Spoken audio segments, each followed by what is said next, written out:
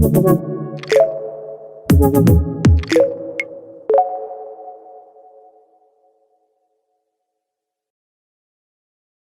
type those in the chat as well.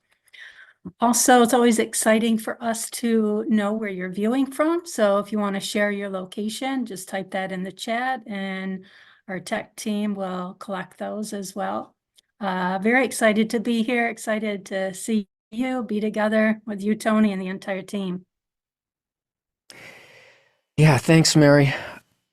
It's good to be here again. It's very sweet to share Kabbalah with new people and with people who want to know something about it. The people who watch this broadcast are either students who are already enrolled in KabU, and this is sort of part of their curriculum. There's also a private Zoom meeting that happens right after this, in which students enrolled in those courses and I, exchange questions and answers on a personal level. And if you're interested in that or become interested in that, you can sign up for a free sort of test drive of KabU, see what's in there, and you would be able to join that private Zoom and ask your personal questions as well. So if you're curious about what Kabbalah is, there's so many ways to approach explaining it, but rather than try to explain it myself, I'd like to give you a quote from the greatest Kabbalist of the modern era, Yehuda Ashlag, called Baal HaSulam, or Master of the Ladder, and he is the teacher of my teacher's teacher. So we're this group of friends who are studying and presenting these broadcasts and who've organized KabU and other ways of sharing Kabbalah. We're all students in this lineage from Baal HaSulam, and it goes back to the Ari and even further back. It's an ancient lineage of authentic Kabbalah. So what's Baal HaSulam's definition? Now, it's done in somewhat very precise and arcane language, so I'm going to want to open it up a bit. Here's what he says. Baal HaSulam defines Kabbalah as a wisdom that is no more and no less than a sequence of roots which hang down by way of cause and consequence, by fixed determined rules, interweaving to a single exalted goal, described as the revelation of his godliness to his created beings in this world. That's very dense. Okay, I'm gonna read it to you again. Kabbalah is a wisdom that's no more and no less than a sequence of roots which hang down by way of cause and consequence, by fixed determined rules, interweaving to a single exalted goal, described as the revelation of his godliness to his created beings in this world. So I want to take that apart, starting with the very last line. The revelation of his godliness to his created beings in this world. This is about the meaning and purpose of life, and the sense that we have that such a thing exists, but that we don't feel it clearly, and that we're distracted even by holding that question in our minds or in our hearts. And what this last line, the revelation of his godliness to his created beings in this world, means is that there is an entire system constructed for a single purpose, and that purpose of everything that we see in life, which we can't make out any order, is to give us the insight into the purpose that is exactly the same purpose in our lives as the one that is intended by the creation of this entire system. That the whole system is built only in order for us to be able to feel the actual reality and the goodness behind that reality, to not be external to it, but to be able to perceive it and to be able to live in it. That's the single exalted goal. And everything that exists is perceptible to us, and we can understand that mechanism by learning this methodology that allows a person to become inwardly more and more like the purpose that put life into motion, that brought about life. Because life is nothing but, and everything that we see is nothing but the revealing of what we actually are. It's the taking away of the blinders and the limitations. It's the removal of suffering and the transformation of suffering into pleasure once we become aligned with the laws of nature, we can call it, or the way in which this system interacts with us and for the same purpose. It sorts out for us what is suffering, what causes that suffering, and how suffering is intended to be transformed into pleasure based on this single notion and fact that there is only one thing that was ever created, and that is the will to receive pleasure, the intention to receive pleasure for myself. The only other thing that exists that created that, the upper force, is the intention or the desire to bestow. And the difference between our created nature and this nature that we want to attain, that difference is suffering. That difference is misunderstanding, war, loneliness, illness. Everything that we determine as separate and damaging all comes from the difference between the inner quality that we have and the actual purpose and quality that created the whole thing for the purpose of eventually fulfilling it. Now, Kabbalah is a method that allows us to see that mechanism and to act like it and to experience the complete interrelatedness of everything in life and understand its purpose and to act along that purpose. In other words, the purpose is for us to be completely filled with fulfillment and pleasure and the ability to create in the way that it does. And it is a long process that requires instruction. But the instruction is built into the very creation. We just have to first hear that voice, find the right material and the right way to understand that mechanism, and then we need to learn and practice that mechanism. And that whole thing, that's what Kabbalah is. Kabbalah means to receive that which the creation intended for us, and to receive it in a correct way, not for ourselves, but in the same way that it was intended when it was created. So I hope some of that simplifies what Kabbalah is. I know some of it makes it a little bit more complex, but let's go to the questions. Okay, great. Thanks, Tonya. And there are questions. The first one comes from M, watching on YouTube. Will we ever reach the state of bestowal? There is no place else we can reach, since that is the intended outcome. It's the beginning and the end of the cycle of revelation that is human perception.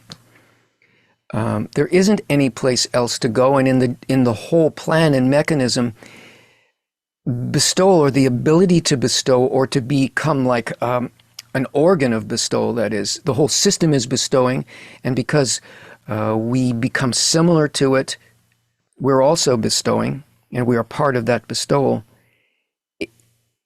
There's no place else that life can go. The question is, how long will it take? How much resistance do we have to it? And how quickly are we trying to evolve ourselves by learning this, by practicing it? it's guaranteed because it's the thing for which we were created. We have a question from a Spanish-speaking viewer, Gina Ortiz, watching on YouTube. Is it not only the intention, but also the intention along with the action? Oh, like can intention exist on its own without an action? It can't exist without a desire. So we are nothing but desire.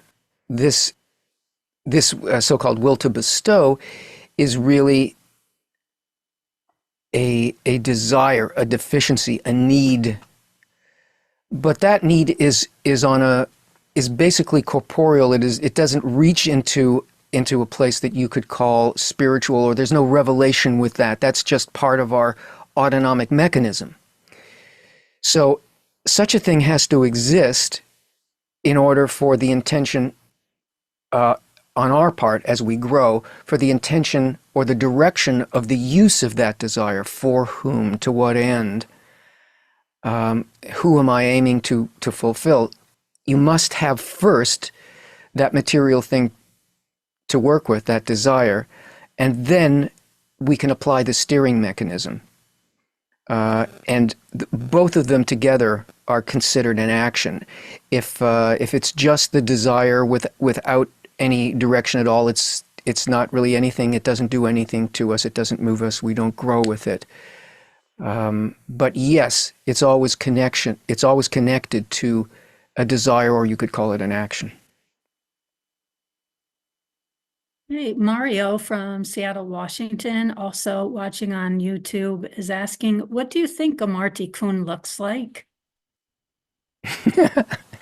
I think it looks like the Canadian National Exhibition with all the rides and all of the cotton candy. I mean, I feel that, first of all, I'm not there.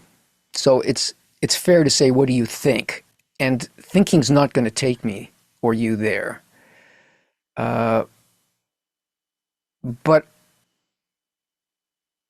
it's something akin to a prayer for the complete well-being of everyone,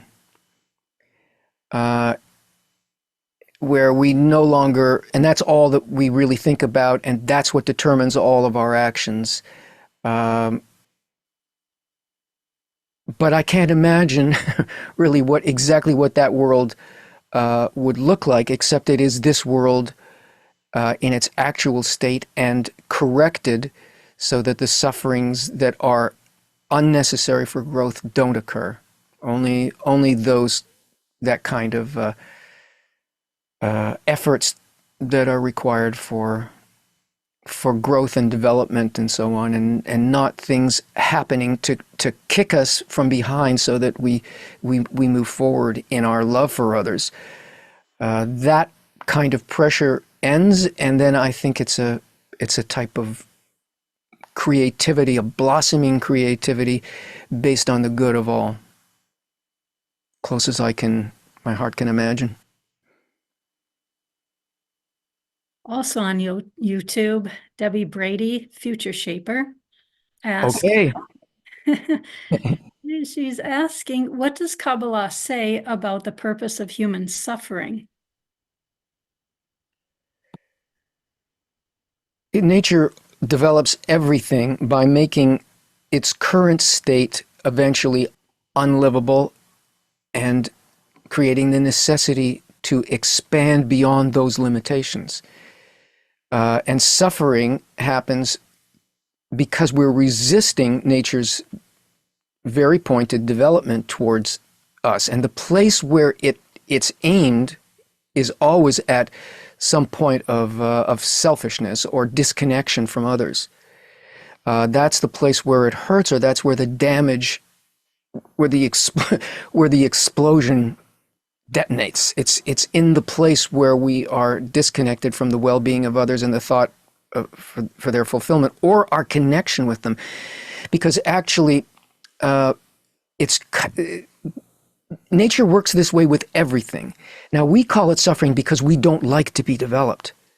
And we look at many of the things that occur as evil and bad, and yet in the larger scope of nature, you see this type of destruction and construction on lower levels of life, like in forests or in the evolution of animals, or even in the relationship of animals in the wild and so on, and we judge that according to the quality that we have, which is our self-concern, only our self-concern. And we look at that and we say, well, that's not good. Like, I wouldn't want that to be happening to me or around me. What would happen to me? And this is the way our reason works. It separates things. It doesn't see the holistic, it doesn't feel the holistic picture. It can sort of intellectualize it, but it doesn't feel it, and therefore we don't act that way. Suffering, it is felt as suffering and perceived as suffering because we are not aligned with the purpose for which such actions occur. It's a form of ignorance that we have where we are not yet, it's not yet revealed in the heart why the upper level of life would deal with us in the same way that a parent would in trying to correct and direct us. So its purpose is to evolve. Tony, you mentioned that it's not yet evolved in the heart. Mario's following that up with, so suffering is insufficiency of love.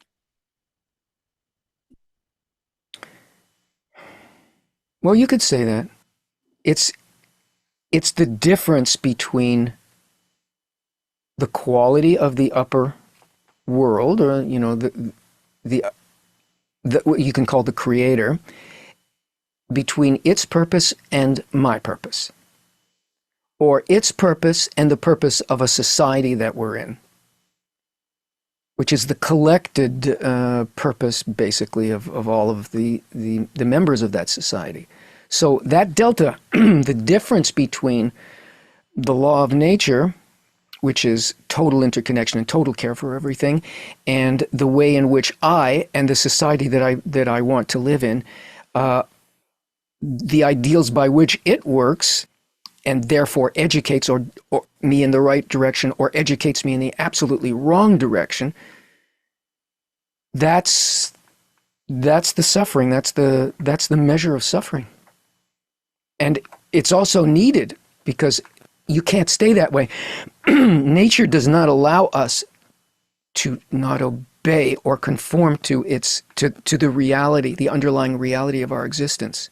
You can't resist it, you see. So we either learn how to dance with it and enter it and live it, or we're dragged into it and it seems like suffering.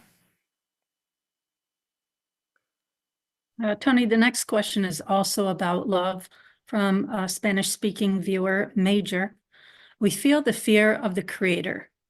Therefore, I should love my friend. But the reality is that I don't have the desire or the strength to activate love because of the negative feeling that takes hold of me. Can you comment on this? In spirituality, if your heart feels the same thing, if you have the same intention as the upper force, then it is the upper force. There's no separation there. In the end, the love and the connection is not yours. There is no yours, because there really is no separation. This is just an idea, a kind of an illusion based on a mechanism that's evolving us. So we come more and more and more out of that and more into the upper quality. And this feeling to love and bestow to another and to our friend is not our action. It's not in our nature to do that. If we truly want it, if this is what our desire is, we're guided to the kinds of changes that enable us to allow that upper force into us. And it's that is acting on us. This is really the purpose of prayer.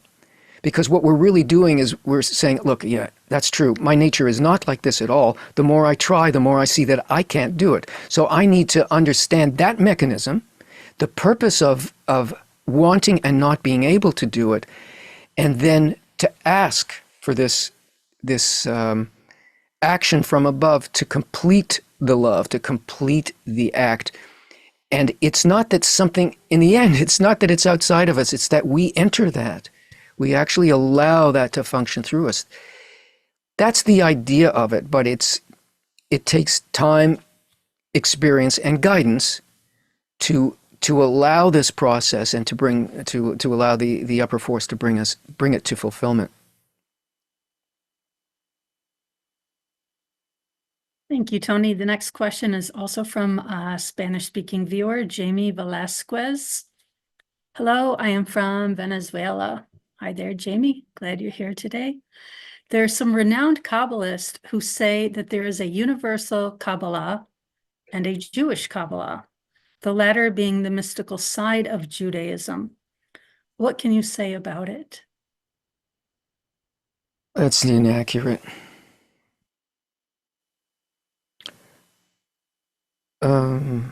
There is only one method, and that is the law of nature. Kabbalah is the received wisdom about that. It doesn't belong to a religion. It's not a religion. It formed religions, but that doesn't mean that the practitioners of religion understand that or are working with it at all. There is nothing else to work with but this law of nature that is called, that we're calling Kabbalah. And it is not a possession of any religion.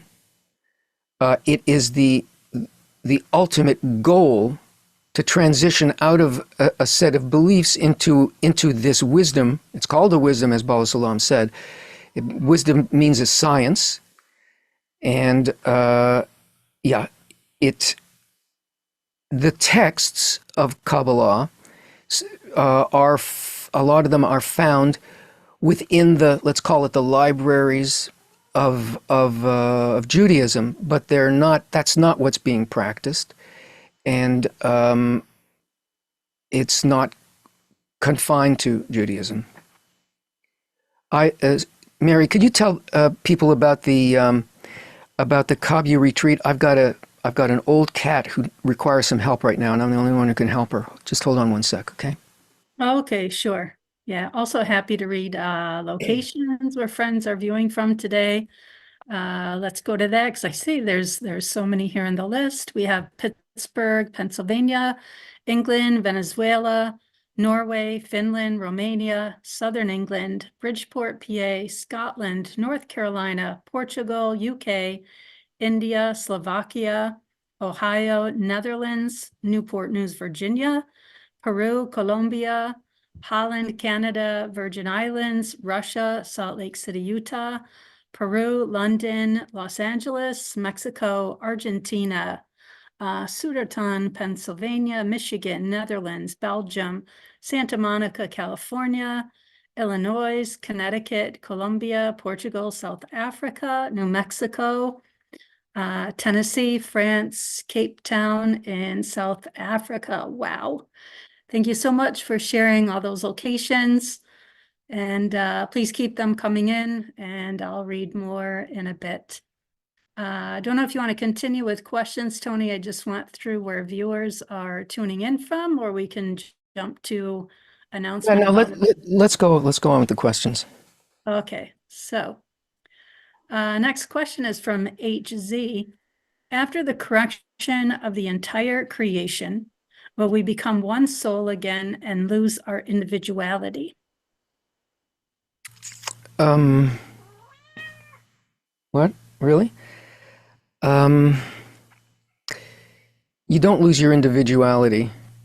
We are one soul, and the meaning that like I said, the only thing that is created is the will to receive, and everything that we see, all of the physical things, that cat making noise down there, the cosmos, all of that is the will to receive. So we already are that. It simply becomes revealed to us. We don't lose our individuality because we actually aren't an individuality. What we feel as ourself is really this, all of the people and all of the hearts. We just feel them as though they were external to us, but they are as internal to us as our own organs. So it just, things, it's not like the reality turns inside out. It's just that we feel it for what it is, basically. Okay, next question is from Nicholas Almeida Palancio. Hello, Tony. How can I work in and annul to an environment whose values are in contrast to mine? You need to have an environment also which deals only with the goal of creation. If you have that, it's far more powerful than the influence of the general society. And you can work in it, and you should work in it, because ultimately you're working for the well-being of the whole. So being disconnected completely goes against the purpose of, the law of nature, basically. Love your friend as yourself. And you just need to be working with the right ideal and seeing it happen with a bunch of people so that you can feel the reality of it. It can't be just something in your head. It needs to be something, a society. It needs to be an environment. But once you have that, you can safely work in the world. You just have to take your inspiration from the right place. Excuse me. Next question is from Spanish-speaking viewer Lillian H. Vanunzi. She wants to know, where is the soul found in us? It's not in us. We're in it. The soul is not some kind of a ghostly thing that animates. Soul is the percentage of my heart that is similar to the intention of the upper force. How similar are you to it? That is your soul and the dimension of your soul. What is included in it? These separate bodies are not real. The body is not animated by the soul. The separate body is a misperception of an eternal reality. That eternal reality is the soul, which is really made up of the Creator's love. So it's that part of the force of bestowal that you can feel or want. That you can call your soul. A question from the dweller about that. Is life considered light in motion?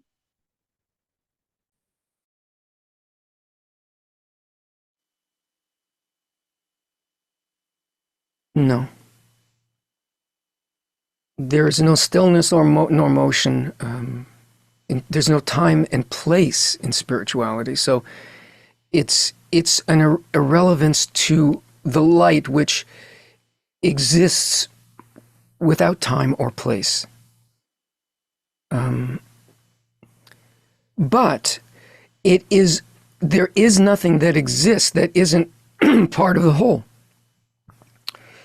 It's just not felt and acknowledged that way. So yeah, there's a basis to your statement. Hey, Jamie Velasquez has another question. Is it said that the smallest point at the center of Asiya is our world? Does that world refer to our planet or to the infinite material universe?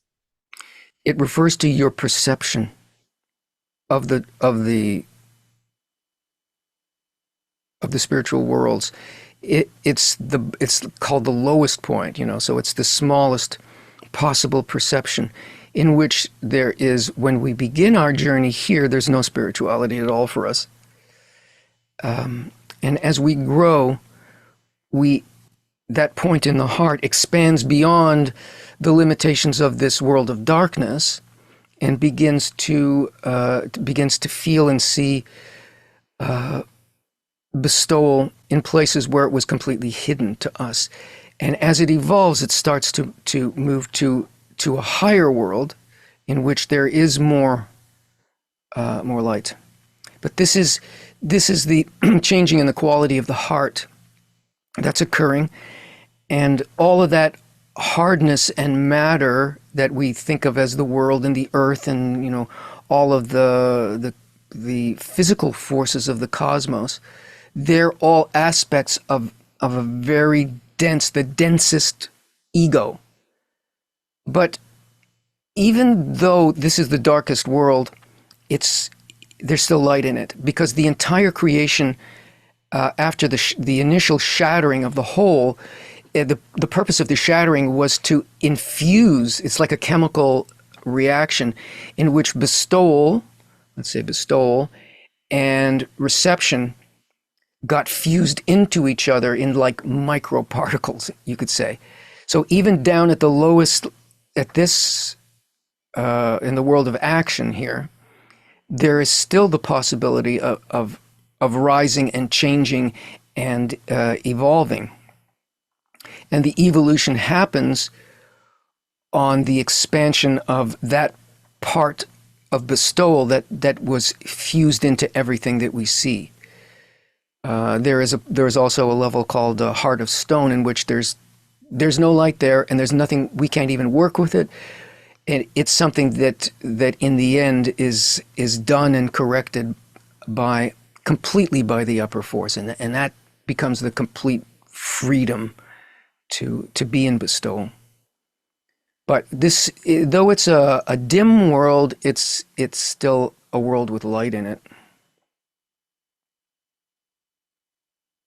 The next question comes from Grand Rapids.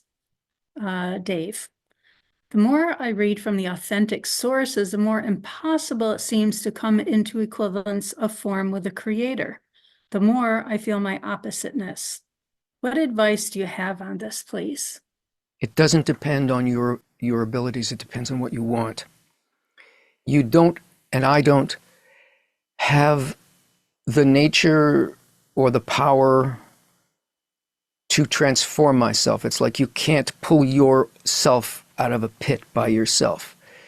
It's something, the correction happens, and this is the part of the methodology, and this is what, if people are interested and they sign up, take a course or get the basics of this, you'll see that it's dependent on our relationship with other people, because that force of bestowal doesn't exist in the individual. It exists in the connections between people.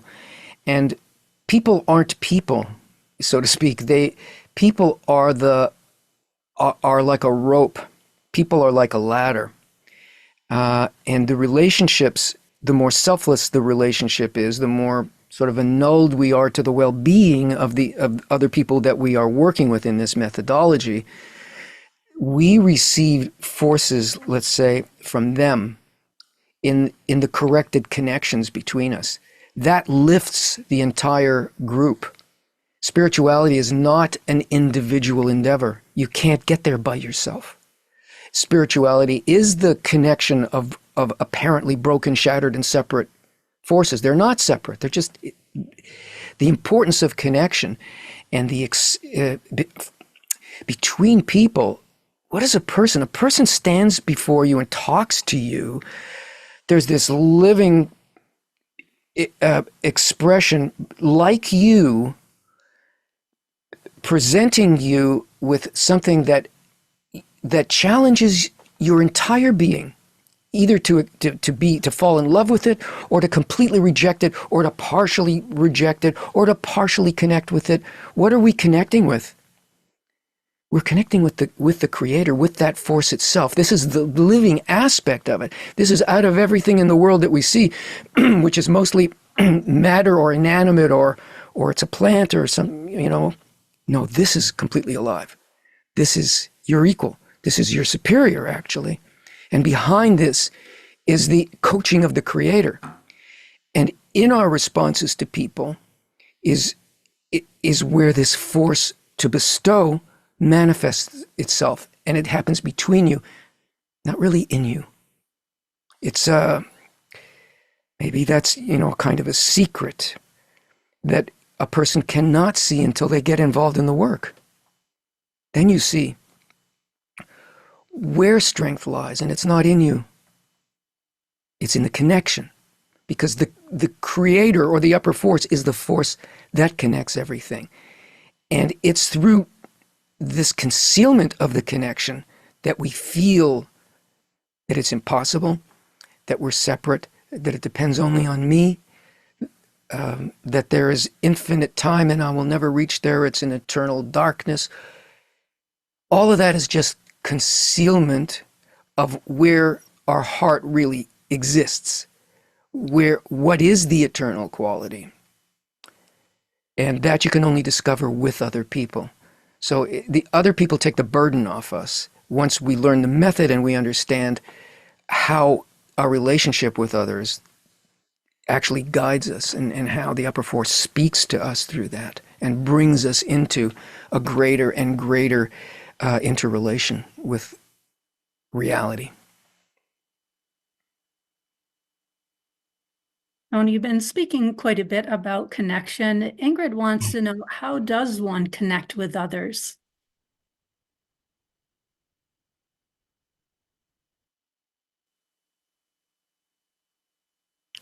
Well, usually a happy connection with others is when you are, let's say, enthralled by that person. In other words, the best kinds of relationships that we have according to our will to receive is when we think that the person is beautiful or fascinating or charismatic or funny. And we just want to be there. And because of that desire to feel that quality or all those qualities from a person, we are given to that person. We are basically sort of recreating that person inside of us. We're annulled to the interests and needs, or so to speak, the expression of the needs of that person. In a sense, we kind of disappear into the quality of the other person, and we want to know the quality of the other person. And we would be incredibly honored to be able to give something to this person, or that they would feel a need of connection with us. Well, since we are a will to receive and highly judgmental, like mostly judgmental, and mostly reinforcing of this separation of things so that we can get stuff for ourselves, basically. It's like it becomes stuff on a shelf that you can take, including people. That learning to feel that person and recreate that person and not judge the person, in other words, a kind of an annulment to the qualities that are being presented. Now, this you can't do in the world in general. Okay? It's not talking about connection in the world. If you try to do that in the world, you'll get taken advantage of. It'll be damaging. Worst of all, it'll be confusing. But if you are working in with the methodology in the simulation mode of what we call a 10, where you're working with other people who only have this goal, and it's something that you eventually learn about and are provided with in KabU, if you want it. Then you can do this, and that sort of dressing in the other person's needs, qualities, and so on, connects us to that person. If you have a child, everything that child is and wants is is something that is so much a part of you that you are usually looking at the child only with your heart and looking for what they need, and you take great pleasure by all of the things they do, the wonderful things, the silly things, and all that. Why? Because we're annulled to the child, and that type of annulment in the right environment is true connection, and it really, really teaches the heart, and it opens up the channel for light to come in, and it corrects the relationship between you and that person, and it corrects the relationship between a society, small or large, if that's the principle on which it's based. Next, we have a question from Top Class, Spanish-speaking viewer. Greetings from Cancun. My question, how do I love myself in the right way with the intention of loving the other? Thank you. You already love yourself way beyond measure. It's not a question of loving yourself. You really can't love yourself if you don't love other people. You know, our society's got it backwards. What is there to love about me if I don't first have a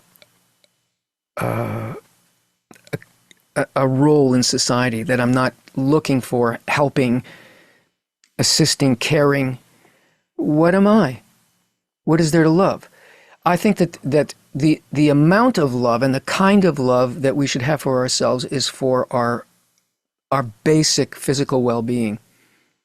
Food, shelter, health, the basics of life. We should be concerned with and make certain that we have those things. After that, we should be looking at how we can enhance the society that we live in and the people in it, and the society is people. Love has to be outward. This thing about myself is not love. Love bridges hatred. And you deserve to have the things that you need in order to be able to function the way that nature, the law of nature, wants you to function. So only that is what you need. And then the rest of your time and focus is outward. Cedric Santizo is asking, if we only receive in order to bestow, can we still have joy in our lives? Well, you see, the ego thinks that would be a drag. But real joy actually happens in the other direction. If we are focused on receiving for ourselves, that always empties out. You always lose taste for what it is that you desire, and that you maybe initially felt, whoa, this is really great, I'm going to keep doing this. But you keep doing it, and eventually you go, this tastes like, sand. And you need to move on to something else. The ego thinks that there's no taste in giving, and initially that's true. And this is the thing that we're asking for correction about. But we don't even know at the beginning how to ask for such a thing. So we have to keep working at it, and then it becomes clearer and clearer when we are doing it, when we are not, what help we need, and what force to turn to for the help. And again, you, me, we can't do it based on our own strength and on our own nature. That's correct. Again, it is the upper force that does this correction.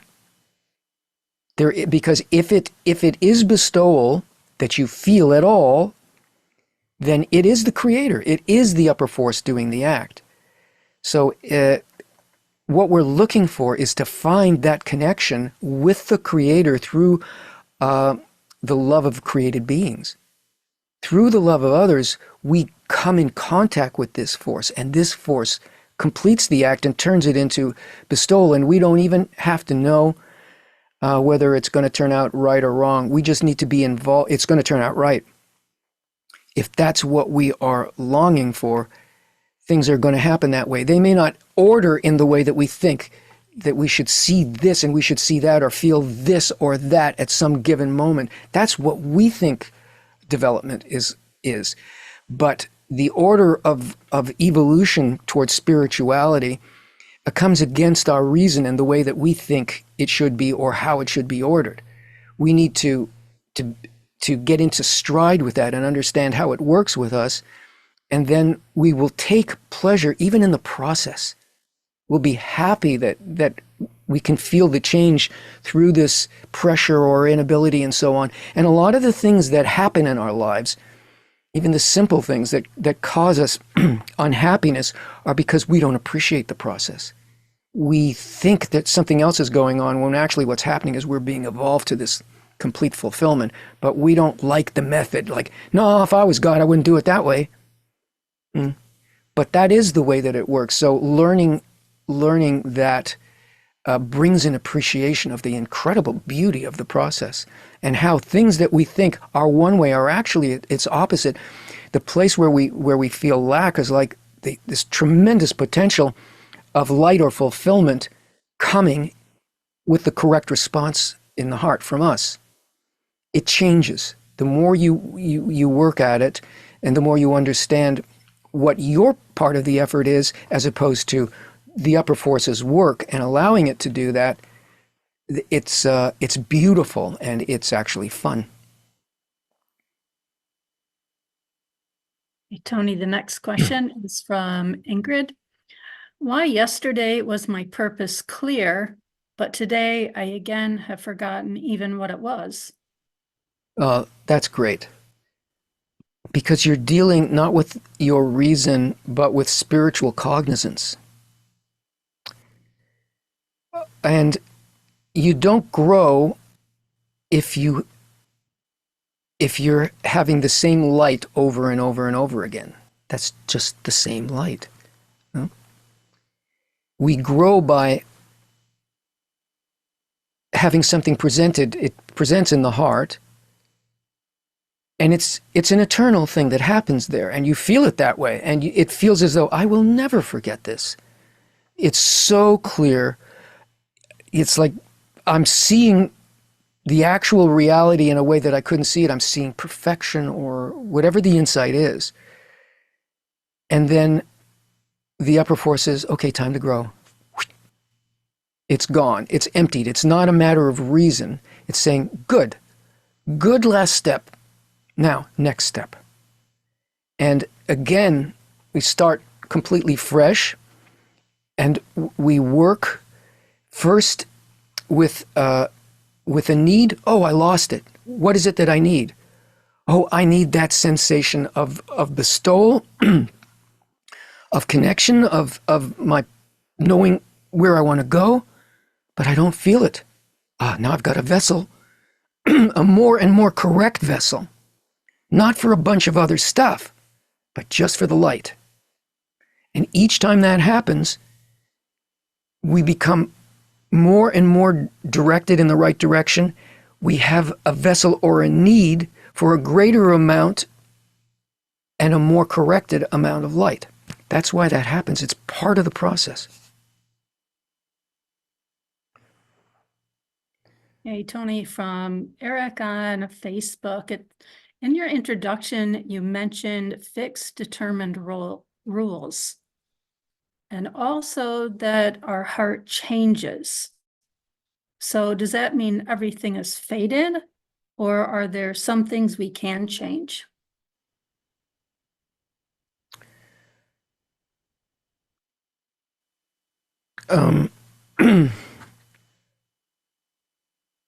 Everything's already built.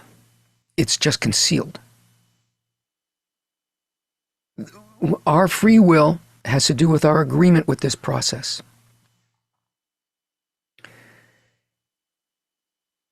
We don't have to agree. We can choose to suffer. But we will reach this complete correction. I think that's it. From Mervia Anita Kyotiki, what does the suffering human yearn for without understanding himself? For the end of suffering. Stop this pain. This pain shouldn't be. I think if you don't know what to yearn for, you yearn for relief. You know, and that's right. If you're not yet exposed to, if the light has not lit up your point in the heart, and you don't know what direction to go, then that's the right thing to ask for.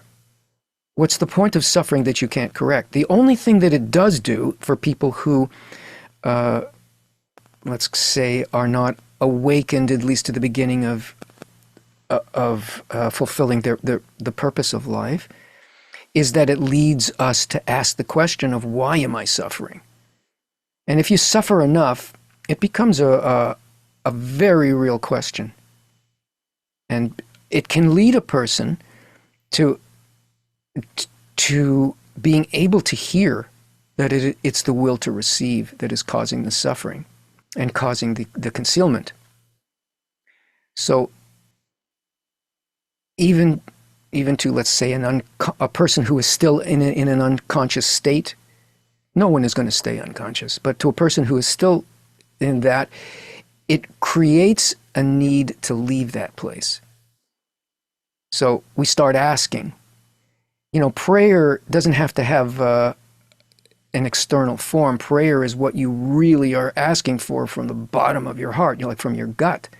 And a person who is suffering is really crying to the upper force, show me what this is, why it's happening, and how I can stop this. Because he's ultimately, the upper force is not just going to take it away. It's going to use that to awaken an unconscious person.